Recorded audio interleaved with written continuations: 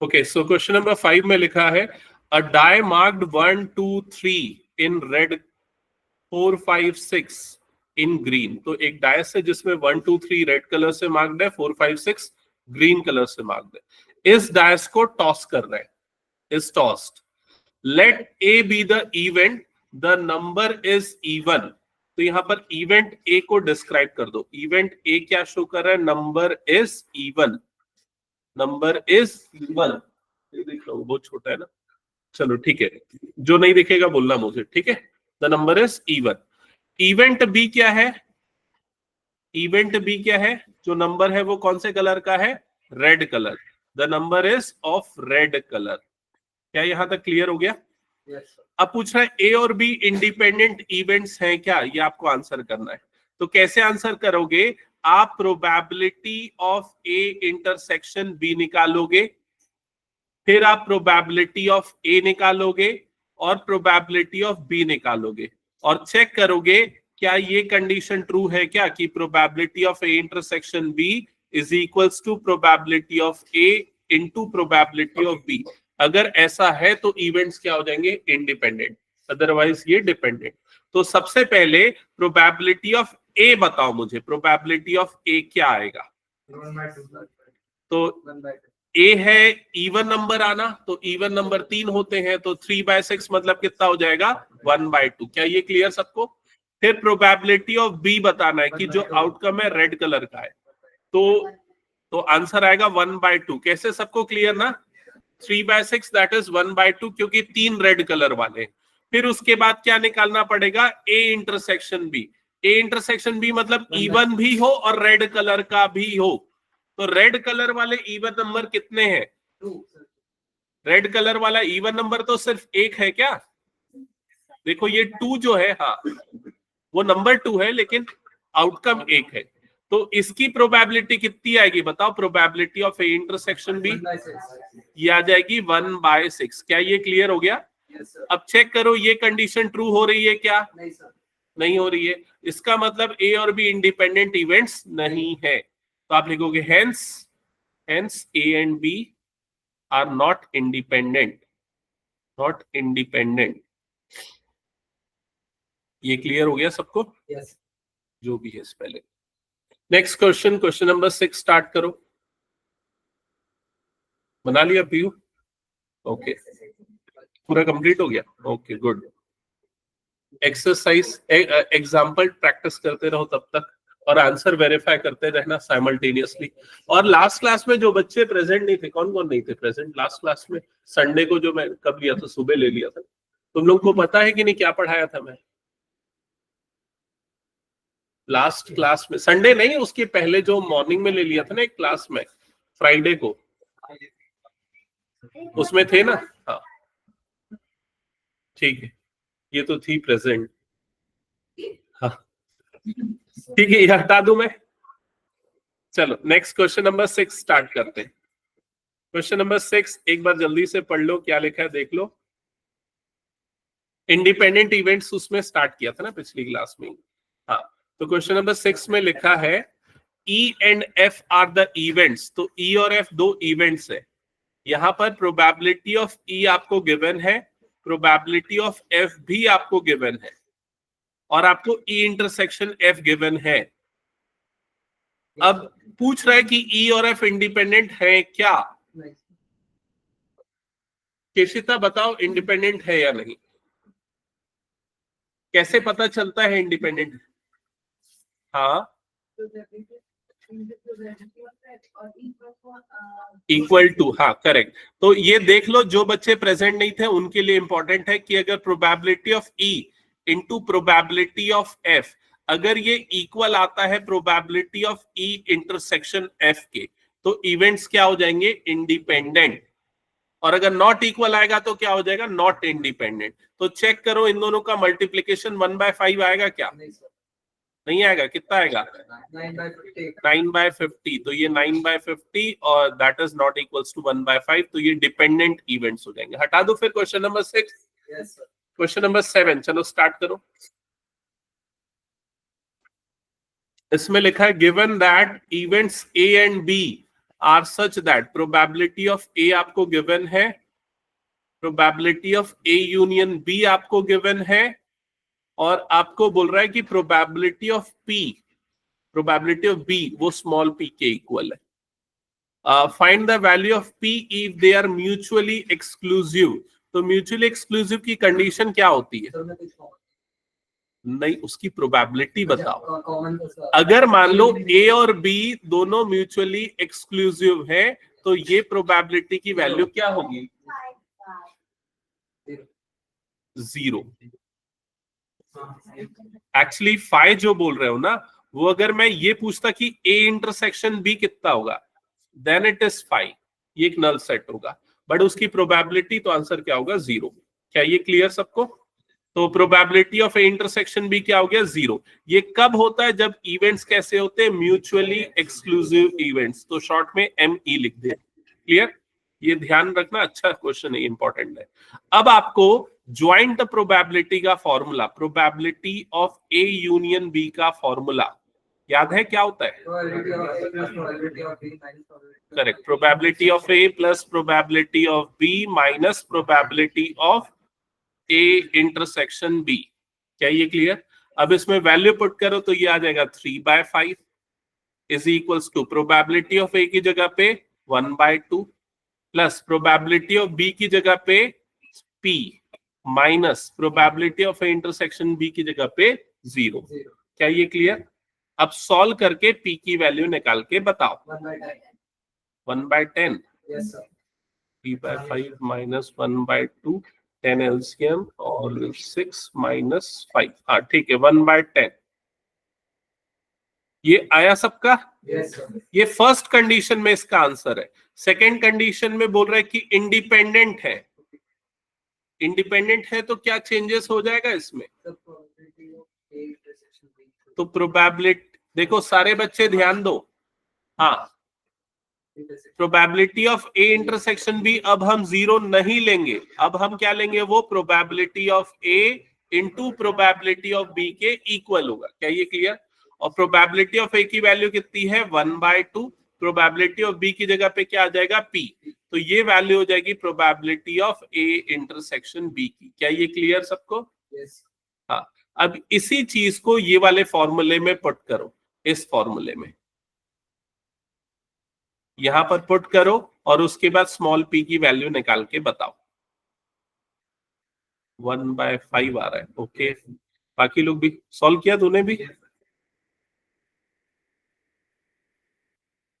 3/5 is equals to 1/2 plus p minus 0।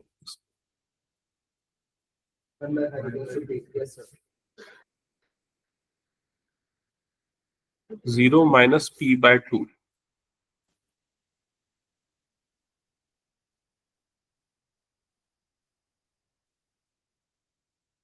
तो इधर पे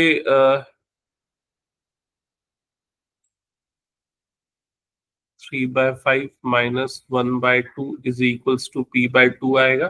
तो 1/10 is equals to p/2।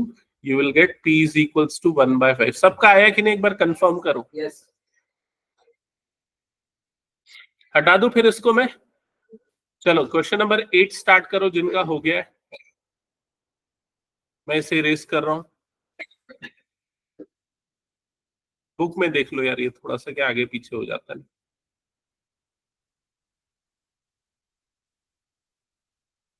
Delete कर दूं? कुछ नोट करना है नीरज? हो गया पक्का ना? क्वेश्चन नंबर 8 स्टार्ट करो जल्दी से।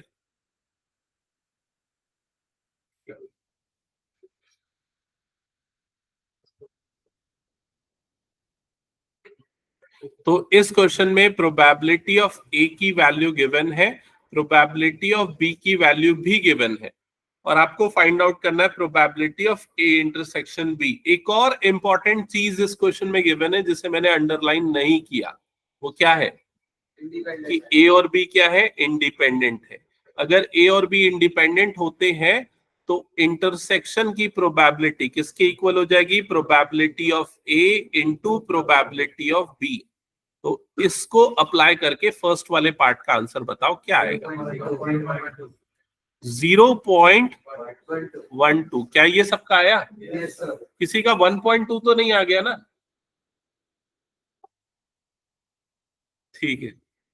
फिर उसके बाद सेकेंड पार्ट में आपको निकालना है probability of A union B. कैसे निकलेगा? ज्वाइंट प्रोबेबिलिटी का formula probability of A plus probability of B minus probability of A union B, sorry A intersection B.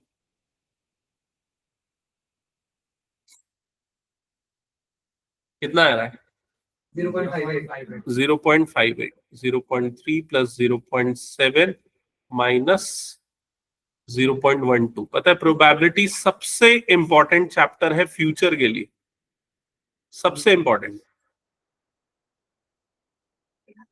मतलब अगर आप कोई भी सब्जेक्ट लो, ये सभी में सबसे इंपॉर्टेंट। हाँ ये बताओ थर्ड का आंसर। 0.3 क्योंकि इसकी प्रोबेबिलिटी किसके इक्वल हो जाएगी? प्रोबेबिलिटी ऑफ ए के। और इसकी प्रोबेबिलिटी किसके इक्वल होगी? यस, प्रोबेबिलिटी ऑफ बी के। और ये डायरेक्टली आपको वैल्यूज गिवन है। क्या ये क्लियर सबको? Next question number 9।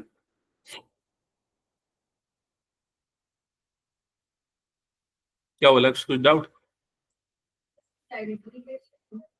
क्योंकि जब ए और बी इंडिपेंडेंट इवेंट्स होते हैं ना, ऊपर में लिखा ना इंडिपेंडेंट, तो क्या होता है ए गिवन बी, तो गिवन से कोई फर्क नहीं पड़ता कि पहले क्या हुआ था, ये प्रोबेबिलिटी ऑफ ए के बराबर ही आता है।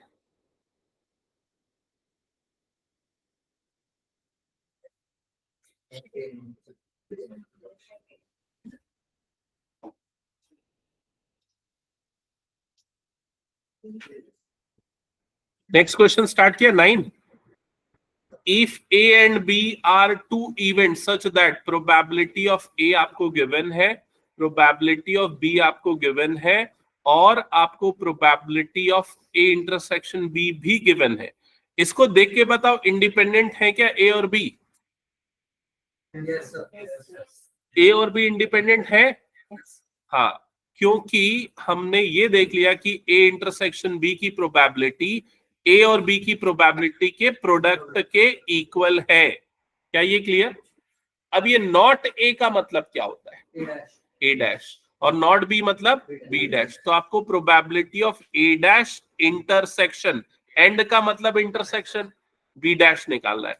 अब एक नोट करके पॉइंट मैंने लिखवाया था, अगर ए और बी इंडिपेंडेंट है तो उनके कॉम्प्लीमेंट मतलब डैश वाले भी इवेंट्स क्या होंगे? इंडिपेंडेंट। तो इसको निकालने के लिए डायरेक्टली आप ये फॉर्मूला यूज कर लो, probability of A dash into probability of B dash. Clear? अब प्रोबेबिलिटी ऑफ ए डैश कैसे निकालोगे? 1 माइनस 1/4। तो 1 माइनस प्रोबेबिलिटी ऑफ ए से निकल जाएगा, तो ये आ जाएगा 1 माइनस 1/4। तो ये आ जाएगा 3/4। क्या ये क्लियर सबको? तो प्रोबेबिलिटी ऑफ ए डैश आ जाएगा 3/4 इंटू सिमिलर वे में प्रोबेबिलिटी ऑफ बी डैश निकालोगे तो वो कितना आ जाएगा? 1/2। तो फाइनली आंसर आ जाएगा 3/8। चेक कर लो आ गया सबका ये? हाँ बोलो।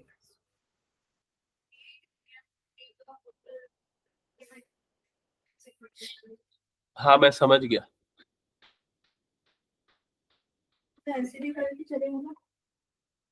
बिल्कुल चलेगा। हाँ लेकिन मेरे ख्याल से ना ये ज्यादा आसान पड़ रहा होगा जो अभी मैंने बताया। उसमें तुमको ए यूनियन बी निकालना पड़ेगा, और इसके पीछे जो कंसेप्ट दिया ना वही वाला है, लेकिन ना ये जो तुमने सॉल्व किया ना इसको भी जानना जरूरी है, और मैं बाकी सारे बच्चों को भी ये चीज बताऊंगा अभी। ठीक है, समझना ये वाला सॉल्यूशन समझ में आया ना सबको? yes, अब एक और चीज, इस चीज को समझो, ध्यान से सुनना। जैसे अगर मान लो कभी ये निकालने बोलता है probability of A dash intersection B dash, ठीक है, तो तुम लोगों को वो याद है क्या?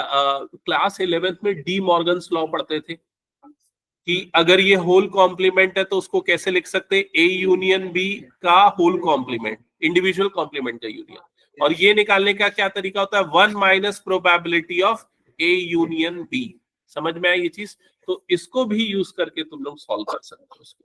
समझ गए ना? ये ध्यान रखना, ये फॉर्मूला हमेशा लगेगा, चाहे ए और बी इंडिपेंडेंट हो या ना हो, लेकिन अभी जो मैंने बताया वो सिर्फ तब लगेगा जब ए और बी क्या हो, इंडिपेंडेंट हो। क्या ये क्लियर सबको? तो इसको नोट करके रख लो भाई सारे के सारे बच्चे, ये जो चीज मैंने अभी यहाँ पर नोट कराई ना, इसको नोट करके लिख लो।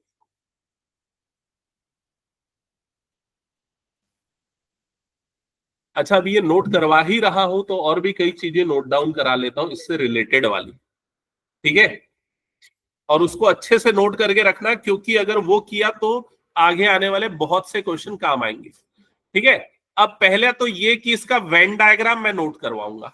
ये जो अभी मैंने जिस इवेंट की प्रोबेबिलिटी निकालने बोली, उसका वेन डायग्राम कैसा बनेगा, ये क्या है जो मैं बना रहा हूं, समझ रहे हो ना?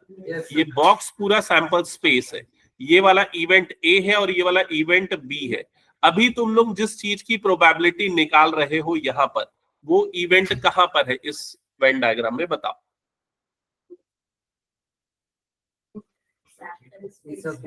पूरा सैंपल स्पेस, सिर्फ वो 2 सर्कल को छोड़ के, उसके बाहर वाला। समझ गए कि नहीं ये चीज?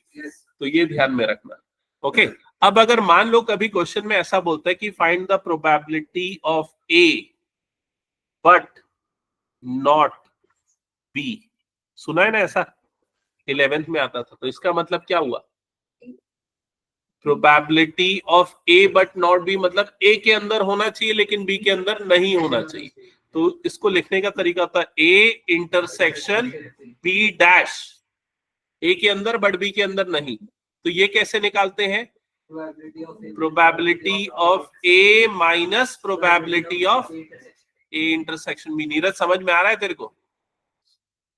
तो ये जैसे मान लो ये पूरा इवेंट ए हो गया, ये वाला इवेंट बी हो गया, तो ए बट नॉट बी मतलब कौन सा इवेंट हो जाएगा? जो ए के अंदर है लेकिन बी के अंदर नहीं है, मतलब ये वाला। समझ गए ना सभी ये?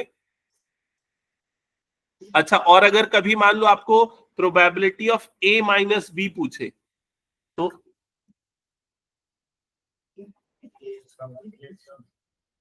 क्या होगा बताओ?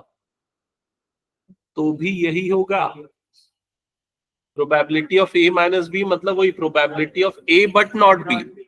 समझ गए ना सभी ये? ओके। और कुछ इंपॉर्टेंट चीज है क्या इसमें? प्रोबेबिलिटी ऑफ ए और बी, इसका मतलब union, probability of A union B. And का मतलब क्या होता है? इंटरसेक्शन।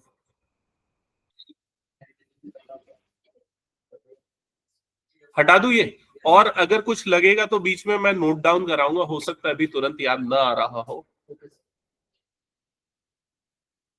हटा दो इसको। चलो नेक्स्ट क्वेश्चन करते हैं। हाँ, नेक्स्ट क्वेश्चन देखो कौन सा है, क्वेश्चन नंबर 10। 10 कर लिए क्या? नहीं किए? क्वेश्चन नंबर 10 करना है। Events A and B are such that probability of A आपको दिया हुआ है 1/2, प्रोबेबिलिटी ऑफ बी आपको दिया हुआ है 7/12, और प्रोबेबिलिटी ऑफ नॉट ए और नॉट बी।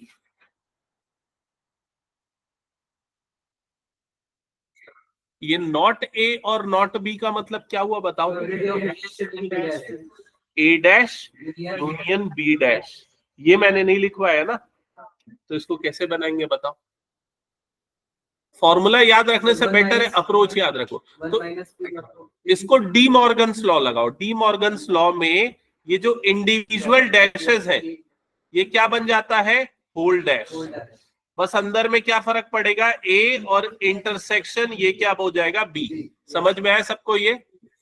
अब ये होल डैश को हटाने के लिए क्या करते हैं? 1 minus probability of A intersection B. क्या ये प्रोसेस क्लियर हो गया सबको? तो याद रख लो ये चीज, नोट करो, या तो ये तरीका याद रख लो, डी मॉर्गन्स लॉ। तो probability of A union B मतलब नॉट ए और नॉट बी, उसका ये तरीका होता है। तो इसकी वैल्यू आपको गिवन है क्वेश्चन में, कितनी गिवन है एक बार देख के बताओ? 1/4। तो इसकी वैल्यू आपको क्वेश्चन में गिवन है 1/4, उसकी जगह पे मैंने 1/4 लिख दिया। क्या ये क्लियर? अब इसको सॉल्व करके तुम लोग मुझे निकाल के बताओ कि probability of A intersection B कितना आएगा। 3/4। तो यहां से probability of A intersection B कितना आ गया, 3/4। अब ये एक इंपॉर्टेंट रिजल्ट है मेरे लिए, क्योंकि इससे मैं चेक कर सकता हूं कि ए और बी इंडिपेंडेंट है या नहीं। तो चेक करने के लिए हमको दोनों को मल्टीप्लाई करना पड़ेगा। तो उसके लिए probability of A into probability of B निकालो। तो ये कितना जाएगा, 7/2 इंटू 7/12। तो कितना जाएगा, वो 1 है क्या, ये 1 है, ओके। तो आ जाएगा 7/24। तो दोनों सेम नहीं आया, मतलब ये दोनों इंडिपेंडेंट नहीं है। क्या ये क्लियर? क्या हो गया पीयू, क्या हो गया?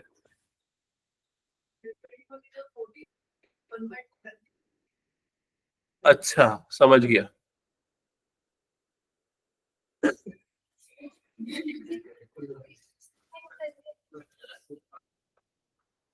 ओके, क्या ये क्लियर सबको? हटा दो फिर मैं। नेक्स्ट क्वेश्चन नोट ट्राई करो सॉल्व करने का।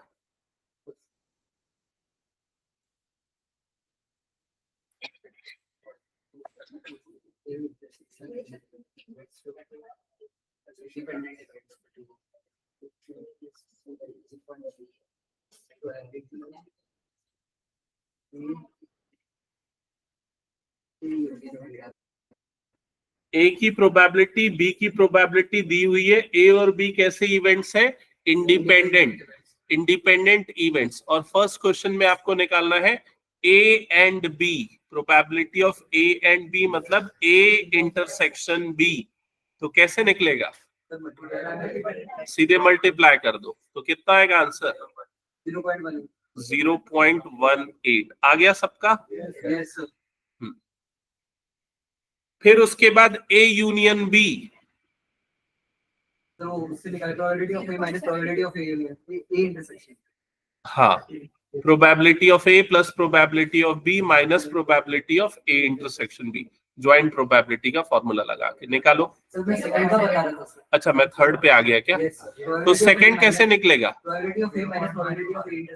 Yes, probability of A intersection B dash, इसका मतलब होगा, और ये निकलेगा probability of A minus probability of A intersection B. Intersection B check करो, ये क्लियर हो गया सबको? हाँ, तो सेकंड का आंसर बताओ कितना आएगा, 0.12।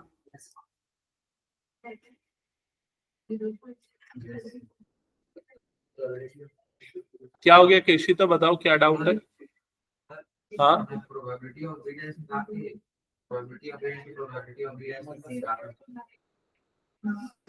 चलेगा, सही है, लेकिन वो तभी होगा जब ए और बी इंडिपेंडेंट होंगे।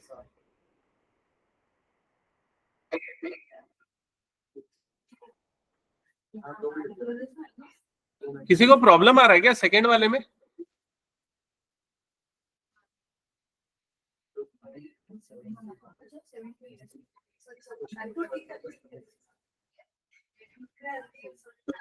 थर्ड का आंसर बता रहे हो क्या, 0.7?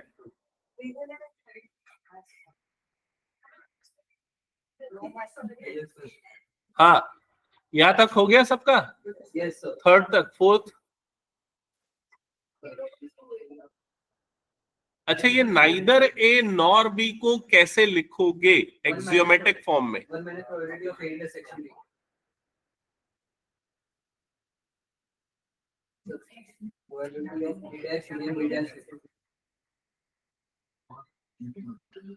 एक्चुअली ये होगा probability of A dash intersection B dash, और ये आएगा 1 minus probability of A union B. Actually इसको समझने के लिए दो तरीके, या तो रट लो इसको, या तो दूसरा तरीका, इसको वेन डायग्राम से समझो। देखो, वेन डायग्राम से समझने के लिए ये मेरा ए है, ये मेरा बी है।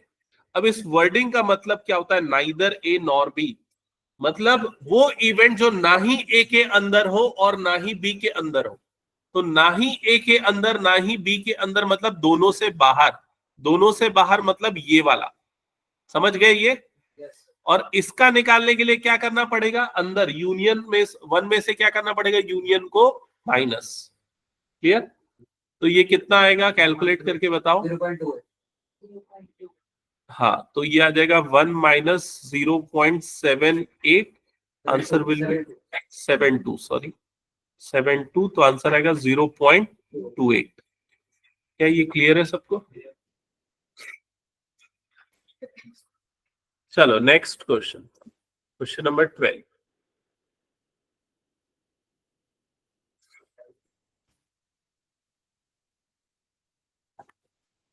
कितने क्वेश्चन है इसमें? ओके,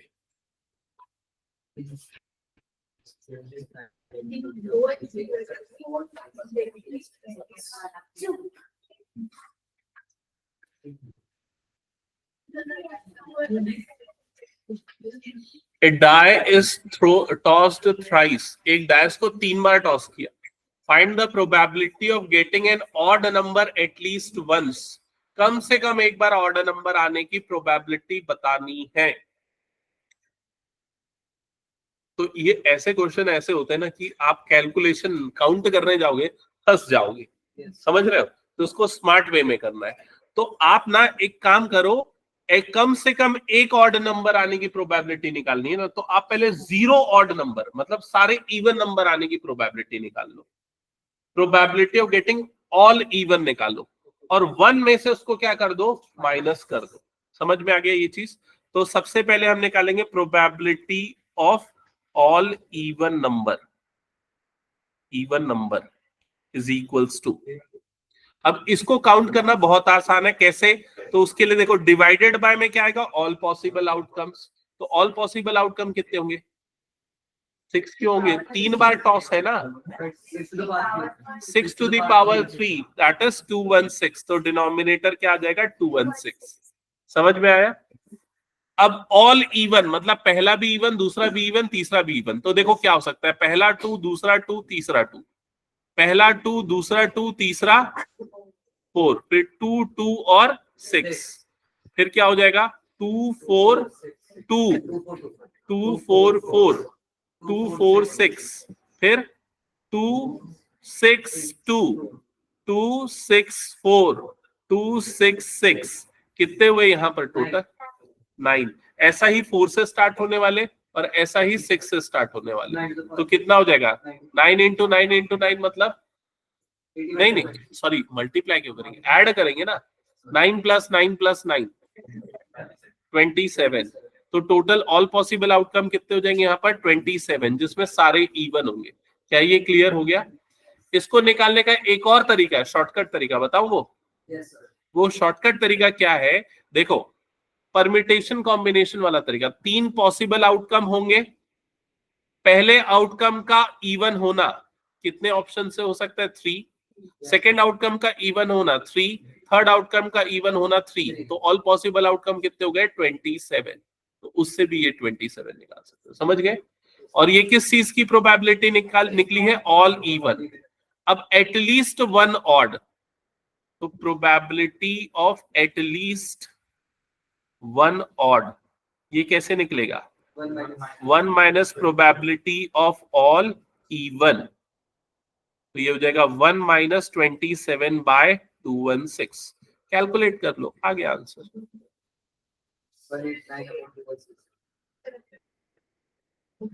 तुमने क्या बताया, 189/216। किससे कटेगा, 3 से, 3 9, 3 6 जा, 3 3 जा, 3 7 जा, 3 2 जा, 7 9 जा, नहीं नहीं 7 से नहीं कटेगा ना, 3 से कटेगा फिर से, 3 2 जा, 3 1 जा, और ये 3 2 जा, 3 4 जा, फिर 3 7 जा, 3 8 जा, 7/8 करेक्ट है, 7/8। क्या ये क्लियर? हाँ बताओ क्या बोल रहे हो, कैसे? probability of getting odd number in single toss 1/2 1/2 1/2 1/8 कर सकते हैं, बिल्कुल हाँ कर सकते हैं। देखो ये मैंने ना एक ट्रेडिशनल अप्रोच बताई, इसके लिए ना आपको एक काम और करना पड़ेगा, आपको ये बोलना, एक स्टेटमेंट उसमें मिसिंग है, लेकिन मैं बता रहा हूं क्या, समझो। आपका ये जो टॉसिंग है, टॉसिंग ऑफ डाइस 3 टाइम्स, ठीक है, ये जो टॉस है, ये टॉस करने पे जो आपके आउटकम्स है, इवन आना या ऑड आना, ये हर टॉस में प्रीवियस से इंडिपेंडेंट होंगे। समझ में आ रहा है? तो ये एक इंडिपेंडेंट इवेंट होगा। इंडिपेंडेंट इवेंट होगा तो प्रोबेबिलिटी ऑफ फर्स्ट नंबर का इवन आना, वो प्रोबेबिलिटी कितनी होगी? 1/2। सेकेंड नंबर का इवन आना, वो प्रोबेबिलिटी कितनी होगी? 1/2। थर्ड नंबर का इवन आना, वो प्रोबेबिलिटी कितनी होगी? 1/2। तो ए, बी और सी 3 इवेंट्स बोलोगे और उसकी प्रोबेबिलिटी 1/2 1/2 1/2। अब अगर ये इंडिपेंडेंट है तो probability of A intersection B intersection C, ये कितना आ जाएगा? Probability of A into probability of B into probability of C. तो आंसर कितना आ जाएगा? 1/8। ये तीनों इवन आने की प्रोबेबिलिटी होगी। फिर उसके बाद क्या करना, क्या निकालना आपको? At least 1 even. तो 1 - 1/8, तो आंसर कितना आ जाएगा? 7/8। लेकिन इसके पहले आपको एक स्टेटमेंट लिखनी पड़ेगी कि ये वाला जो इवेंट्स बन रहा है ए, बी और सी, ये तीनों इवेंट्स क्या है? इंडिपेंडेंट है। समझ में आ रहा है ये चीज? कई बार क्या होता है, बच्चों को ये समझने में कंफ्यूजन होता है कि वो इंडिपेंडेंट है। अब अगर मैं बोल दूं तो आपको कैसे पता चला ये आता है? क्योंकि हमने मैथमेटिकल डेफिनेशन जो इंडिपेंडेंट की पढ़ी है, वो क्या है? A intersection B is equal to क्या होता है? Probability of A to probability of B. समझ गए?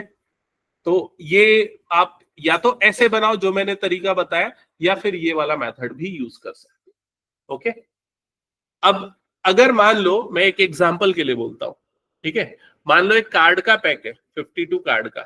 मैंने एक कार्ड को पिक किया, ठीक है, वो कार्ड निकला एस, मैंने उसको वापस पैक में डाल दिया। अब मैंने दोबारा कार्ड पिक किया, दोबारा एस आया। तो ये जो 2 इवेंट्स हुए, पहले कार्ड का एस आना, दूसरे कार्ड का एस आना, ये इंडिपेंडेंट है या नहीं है? इंडिपेंडेंट है, क्योंकि जो नया आउटकम है वो प्रीवियस आउटकम के ऊपर डिपेंड नहीं कर रहा है। तो यही चीज बस आपको, अगर आपने ऑब्जर्व कर ली, समझ गए, तो फिर आप ये वाली प्रॉपर्टी को यूज करके बना सकते हो। समझ गए?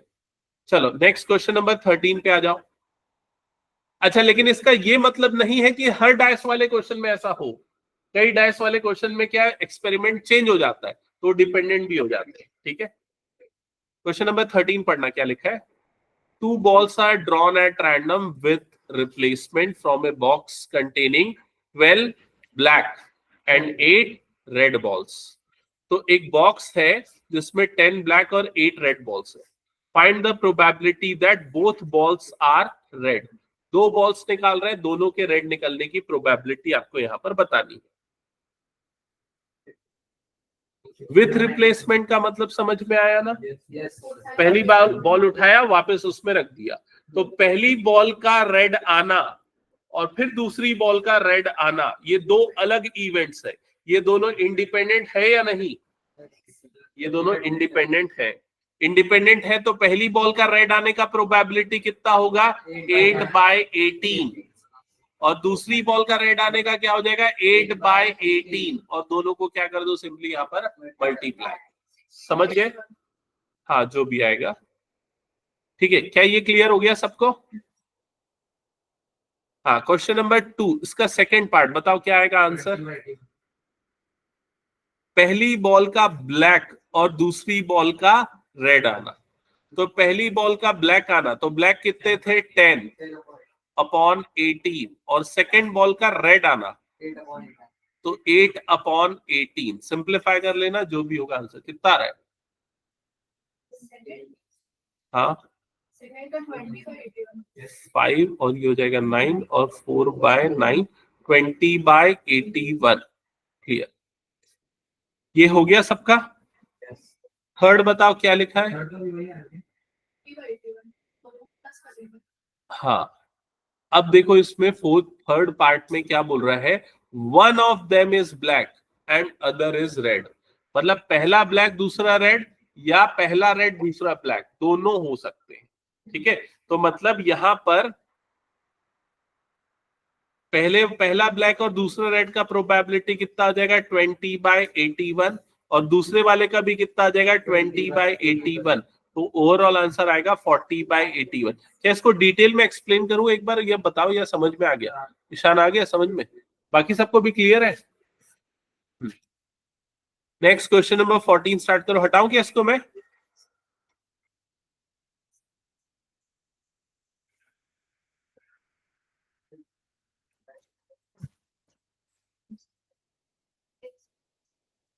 देखो, इंडिपेंडेंट इवेंट पे बेस्ड क्वेश्चन आने का बहुत चांस है, 90% चांस आएगा, लेकिन वेटेज ज्यादा नहीं होगा, 1 मार्क्स या 2 मार्क्स मैक्सिमम।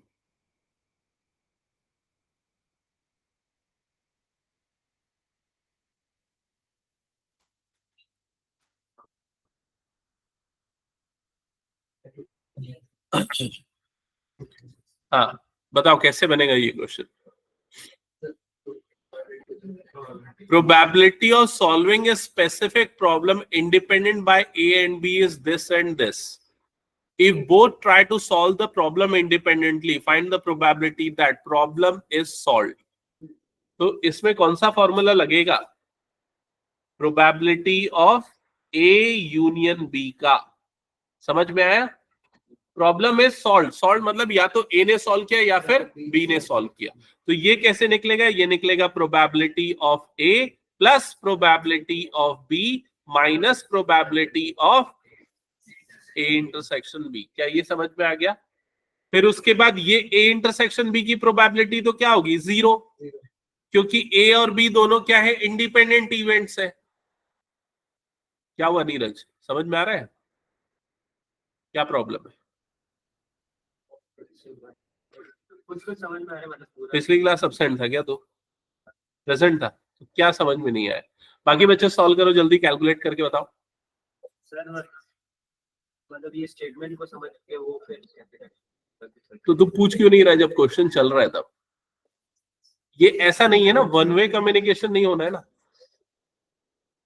अब तो मैं तुम लोगों के साथ बैठा हूं तो ऐसा पूछना एकदम डायरेक्टली, सर ये कैसे है समझाओ, इस टाइप का आर्ग्यूमेंट चाहिए मुझे।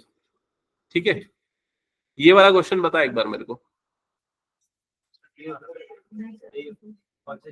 हाँ हाँ, ये 0 कैसे हुआ? क्योंकि यहाँ पर ए का प्रॉब्लम सॉल्व करना और बी का प्रॉब्लम सॉल्व करना ये इंडिपेंडेंट इवेंट्स है। और इंडिपेंडेंट इवेंट में क्या होता है कि ए इंटरसेक्शन बी जो होता है, अच्छा मैं गलत बोला ना, शायद मैं गलत बोला, ये 0 नहीं होगा। ये प्रोबेबिलिटी ऑफ ए, मैं म्यूचुअली एक्सक्लूसिव दिमाग में सोच रहा था। Probability of A intersection B किसके इक्वल होगा? Probability of A into probability of B के इक्वल होगा। अगर ए और बी इंडिपेंडेंट इवेंट्स होते हैं तो ऐसा होता है। तो यहां पर minus probability of A intersection B आएगा, और जिसकी वैल्यू हम इस फॉर्मूले से निकालेंगे। समझ गए ना सभी? तो ये probability of A intersection B कैसे आएगा? क्या आएगा? यहां पर ही आ जाएगा 1/2 इंटू 1/3, तो ये नंबर आ जाएगा 1/6। फिर सारी चीजें फॉर्मूले में पुट करो, तो ये आ जाएगा 1/2 प्लस 1/3 माइनस 1/6। तो एलसीएम आ जाएगा 6, 2 3 जा 6, 3 2 जा 6 माइनस 1, तो ये आ जाएगा 4/6, दैट इज 2/3। तो फर्स्ट का आंसर आएगा 2/3। चेक करो आ गया सबका?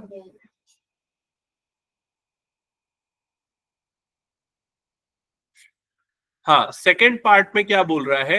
Exactly one of them solves the problem, मतलब दोनों में से एक ही सॉल्व कर पाए, मतलब आइदर 1 और 2। तो ये देखो, probability of A but not B, A solve करे लेकिन बी नहीं करे, plus probability of A dash intersection B dash, sorry A dash intersection B, B dash नहीं बी। समझ गए? अब ये इंडिपेंडेंट है तो इसलिए ये probability of A into probability of B dash बन जाएगा। क्या ये समझ में आया? और वैसे ये क्या बन जाएगा? Probability of A dash into probability of B बन जाएगा। क्या ये क्लियर हो गया सबको? अब प्रोबेबिलिटी ऑफ ए कितना दिया हुआ है? 1/2। प्रोबेबिलिटी ऑफ बी डैश कितना होगा? 2/3। 1 - 1/3 मतलब कितना हो जाएगा? 2/3 plus probability of A dash 1/2 ही रहेगा। 1 - 1/2 1/2 इंटू 1/3 तो कितना आ जाएगा? 2/6 प्लस 1/6 सो यह आ जाएगा 3/6। So answer will be 1/2। उसका आंसर आएगा 1/2। एक बार चेक करो समझ में आ गया? Question number 15।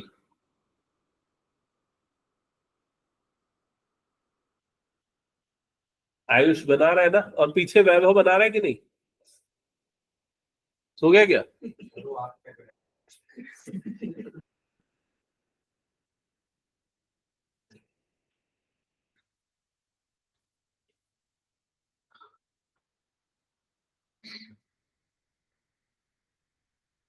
चलो क्वेश्चन नंबर 15 बनाओ, लाइन से बनाओ तुम लोग, मुझे शो करो आंसर्स।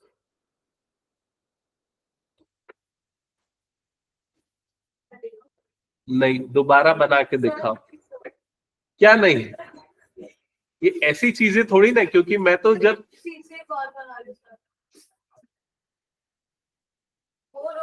मैं टेस्ट लेता हूं तब तो तुम लोगों के मार्क्स आते नहीं है ये सब चीजों के। अभी मैं आंसर शीट दिया ना पिछला वाला तुम लोगों को? दे दिया था ना डिफरेंशियल इक्वेशन का? हाँ, चेक किया था मैं? दे दिया ना? हाँ।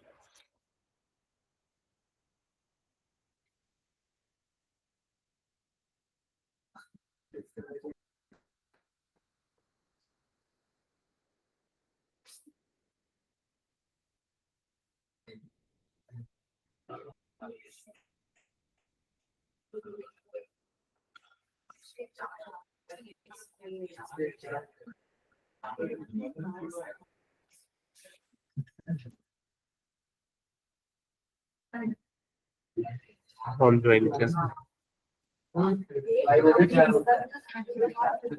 क्या हुआ? क्वेश्चन नंबर 15 में कुछ प्रॉब्लम है क्या? One card is drawn. एक सेकेंड, कौन ज्वाइन किया चेक कर लेता हूँ। अंशिका। क्वेश्चन नंबर 15 में लिखा है one card is drawn at random from A well shuffled deck of 52 cards in which of the following cases events E and F are independents? तो सबसे पहले इवेंट E यहां पर डिफाइन किया, the card is a spade. तो event E है, card spade होना चाहिए। तो प्रोबेबिलिटी ऑफ E कितना आएगा बताओ? 1/30। नहीं, 1/4। 13 स्पेड होते, 13 स्पेड होते, टोटल 52 कार्ड्स होते। So answer will be 1/4। फिर उसके probability of F, probability of F 1/3। Card drawn is an S. तो एस कितने होते हैं? 4 होते हैं। तो कितना आ जाएगा? 4/52। तो प्रोबेबिलिटी ऑफ एफ आ जाएगा 1/13। ये क्लियर? अब उसके बाद आप ये निकालो intersection, probability of E intersection F. तो वो निकालने के लिए आप ये स्टेटमेंट यूज करो। स्टेटमेंट है कि वो कार्ड स्पेड भी होना चाहिए और एस भी होना चाहिए। तो एस, स्पेड का एस एक ही होता है। तो इसका आंसर कितना आ जाएगा? 1/52। अब चेक करो कि क्या पहले दोनों का प्रोडक्ट, मतलब प्रोबेबिलिटी ऑफ एफ और प्रोबेबिलिटी ऑफ ई, इनका प्रोडक्ट ई इंटरसेक्शन एफ के इक्वल आ रहा है कि नहीं? आ रहा है। इसका मतलब ये इवेंट्स क्या होगा? इंडिपेंडेंट। चलो नेक्स्ट क्वेश्चन सॉल्व करो सिमिलर वे में। सॉल्व करो, मैं चेक करूंगा हर किसी का आंसर।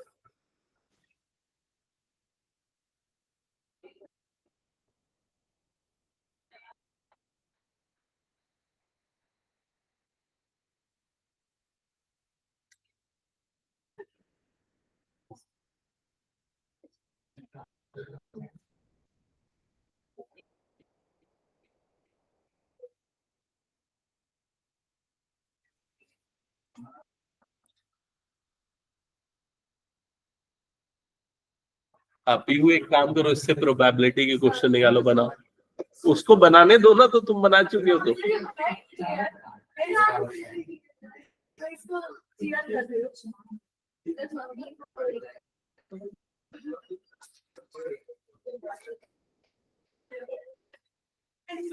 सामने सामने आके बैठो, इधर बैठ के बनाओ। सेकेंड पार्ट में ब्लैक कार्ड की प्रोबेबिलिटी ऑफ ई कितना आ रहा है? 1/2। ब्लैक कार्ड 26 होते हैं ना, तो 26/52 मतलब प्रोबेबिलिटी ऑफ ई 1/2। किंग आने की probability of F 4/52, that is equals to 1/30। ये आया। अब दोनों को मल्टीप्लाई कर दो, probability of E into probability of F, तो ये आ जाएगा 1/26। क्या यहां तक आया सबका? Yes sir. अब आप probability of E intersection F निकालो, मतलब कार्ड ब्लैक होना चाहिए, किंग भी होना चाहिए, तो ये आ जाएगा 2/52, दैट इज 1/26। इट मींस ई और एफ दोनों इवेंट्स क्या हो जाएंगे? इंडिपेंडेंट। ये क्लियर सबको? Next question number 3, third part इसका, प्रोबेबिलिटी ऑफ किंग और क्वीन। 8/52। तो प्रोबेबिलिटी ऑफ ई हो जाएगा 8/52। किसी को डाउट तो नहीं है कैसे आया? प्रोबेबिलिटी ऑफ क्वीन और जैक, जैक 4 क्वीन 4, तो टोटल 8, तो कितना आ जाएगा? 8/52।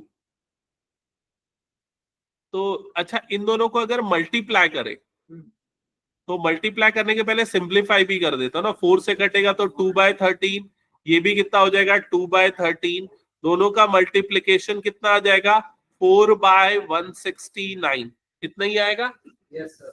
अब अगर probability of E intersection F निकालते हो, तो 4/52। मतलब वो क्वीन के, ये भी होना चाहिए। इंटरसेक्शन क्या हो जाएगा? क्वीन आएगा ना इंटरसेक्शन में, तो कितना आ जाएगा? 4/52, मतलब कितना आ जाएगा? 1/13। तो चेक करके बताओ इंडिपेंडेंट है क्या? नहीं। तो E and F R not independent. क्या ये क्लियर हो गया?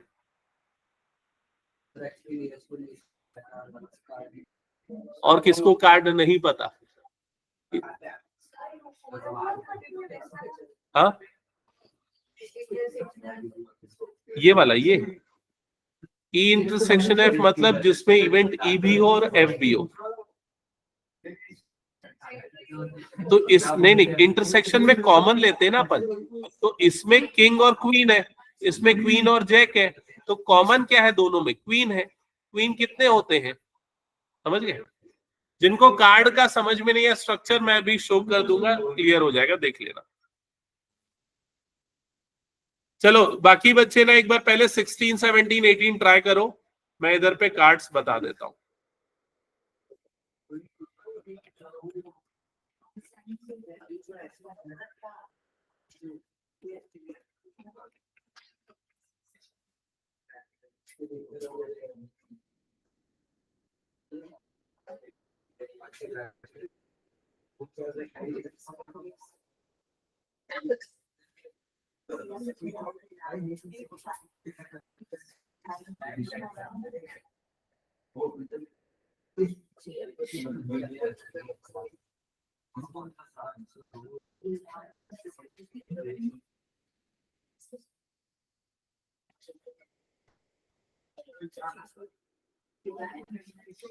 ये देख, इधर पे देख ले, ये जो देख रहा है ना, ये टोटल 52 कार्ड्स है। जिन्होंने नहीं देखा वो एक बार देख लेना। ये टोटल 52 कार्ड्स है, जिसमें ये जो फर्स्ट कैटेगरी दिख रही है ना, ये वाली, ये जो है इसको क्या बोलते हैं? क्लब।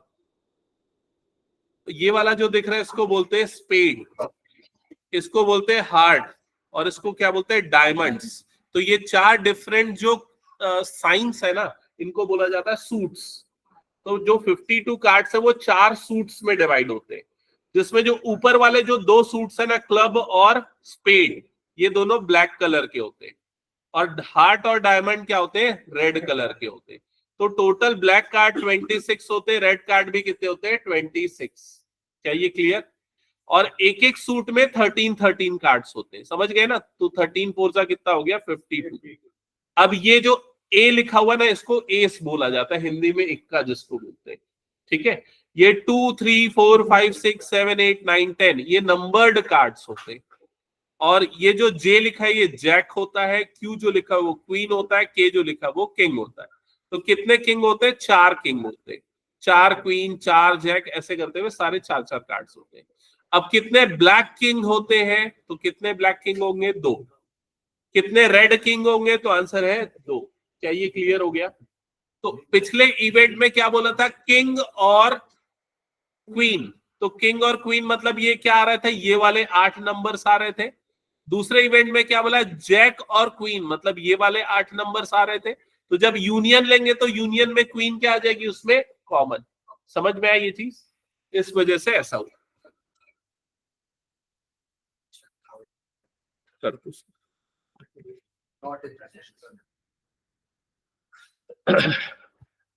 क्या ये क्लियर हो गया? चलो नेक्स्ट क्वेश्चन स्टार्ट किया सबने? हाँ, क्वेश्चन नंबर 16। चलो जल्दी फटाफट सॉल्व करना है, दो तीन क्वेश्चन बचे।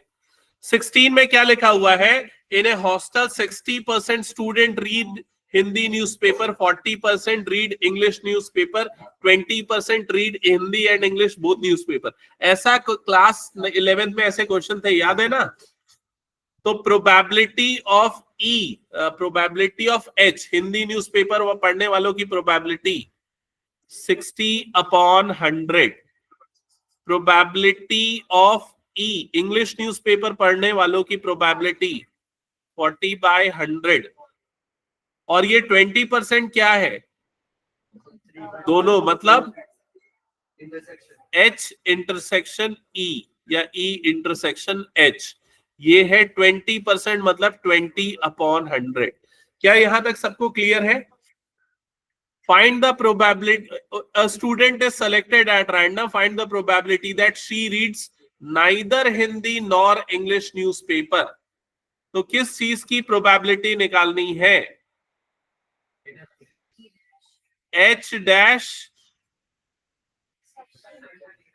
यूनियन, नहीं intersection, sorry, H dash intersection E dash, ना ही हिंदी और ना ही इंग्लिश। और ये निकालने के लिए हम क्या करेंगे? Probability of H union E का होल डैश। और वो कैसे निकलेगा? 1 minus probability of H union E। क्या ये क्लियर हो गया? और इसके लिए H यूनियन E निकालना पड़ेगा। समझ गए ना सभी ये? तो उसके लिए probability of H union E निकालना पड़ेगा। तो H यूनियन E कितना आएगा और कैसे आएगा? ये आ जाएगा 60/100 प्लस 40/100 माइनस 20/100। तो ये कितना आ जाएगा? 80/100। 80/100 और उसके बाद 80/100 को इसमें पुट कर देना फॉर्मूले में। तो 1 माइनस 80/100 मतलब कितना आ जाएगा? 20/100। तो आंसर आएगा 20% या 0.2। फर्स्ट पार्ट का चेक कर लो एक बार। सेकेंड पार्ट में क्या पूछा है? If she reads Hindi newspaper, find the probability that she reads English newspaper. तो क्या निकालना है सेकेंड पार्ट में? हाँ, ये चीज तुम लोगों को समझनी पड़ेगी। यहां पर क्या बोल रहा है? If she read English Hindi newspaper, अगर ये गिवन है कि वो क्या पढ़ रही है? हिंदी, और आपको किसकी प्रोबेबिलिटी निकालनी है? इंग्लिश की। तो probability of E given H निकालना है। और ये कैसे निकलेगा? Probability of E intersection H divided by probability of H। क्या ये क्लियर हो गया? Okay, next question. Next question बताऊं क्या लिखा है? If she reads English newspaper, find the probability that she reads Hindi newspaper. तो क्या probability of H given E, और ये कैसे निकलेगा? Probability of E intersection H divided by probability of E. Okay, solve कर लोगे इसको? Next question number 17।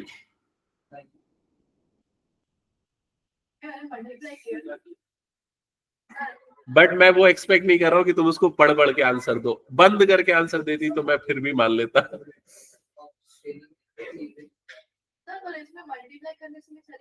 कौन से क्वेश्चन में? 17 में, the probability obtaining an even prime number on each dice when a pair of dice is rolled. Even prime number on, हाँ बिल्कुल चलेगा ना। इवन प्राइम नंबर सिर्फ एक होता है ना, तो हाँ, तो दोनों तरीके से निकाल सकते हो, पूरा सैंपल स्पेस करके भी या इंडिपेंडेंट करके भी।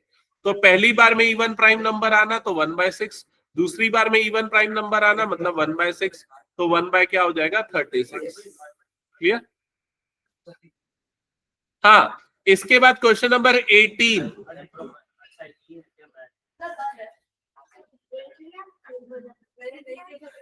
अच्छा, ये एक मिनट, अब मैं जस्टिफिकेशन लूंगा पीयू से।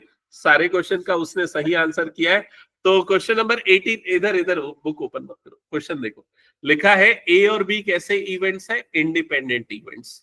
तो इसमें लिखा है इफ, कौन सी कंडीशन में? तो फर्स्ट कंडीशन क्यों ट्रू नहीं है ये बताओ।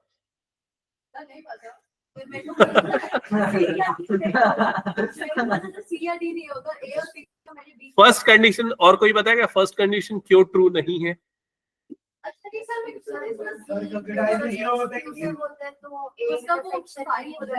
Correct, correct. अगर म्यूचुअली एक्सक्लूसिव होते हैं तो probability of A intersection B क्या होता है? 0 होता है। क्या ये क्लियर हो गया? सेकेंड कंडीशन इंडिपेंडेंट है, तो क्या ये वाली कंडीशन ट्रू नहीं होती क्या भाई? ये वाली कंडीशन ट्रू होती है ना, क्योंकि इसका मतलब क्या, देखो बीच में कोई भी साइन नहीं लगा है, मतलब क्या? Probability of A dash intersection B dash, ये किसके इक्वल होता है? Probability of A dash into probability of B dash के। क्या ये क्लियर हो गया? तो सेकंड कंडीशन ट्रू है। थर्ड वाली क्यों ट्रू नहीं है? क्योंकि ये जरूरी नहीं हमेशा सेम हो दोनों, ठीक है। और फोर्थ वाली कंडीशन भी ट्रू नहीं होगी, तो ऑप्शन बी करेक्ट होगा। बी बोला था क्या? ओके, तो ये सबको क्लियर हो गया ना? चलो नेक्स्ट क्लास में हम सबसे इंपॉर्टेंट टॉपिक करने वाले, जिसका एक क्वेश्चन 4 मार्क्स के लिए आने का पूरा चांस है, बेस थ्योरम। केस स्टडी में भी आ सकता है, या तो फिर उसमें भी आ सकता है। केस स्टडी का मुझे ज्यादा चांस लगता है, प्रोबेबिलिटी केस स्टडी वाला क्वेश्चन होना चाहिए।